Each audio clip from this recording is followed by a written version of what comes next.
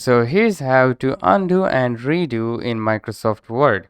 It's quite simple guys, and in this video I will show you the shortcut keys on the keyboard as well as the buttons that is available in the Microsoft Word itself. Alright, so let's get started.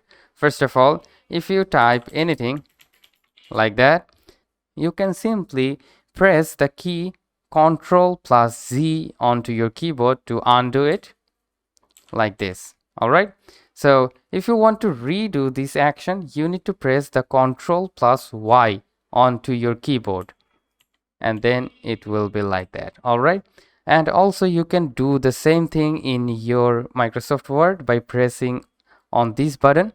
So this button is for undo. So if you tap on that, it will be like undoing the keyword or actions. And then if you just tap on this button right over here, this will redo the actions that you have taken. All right, so I have shown you the both ways. So hope this video helps. If it helps, please leave a like and we'll see you next time.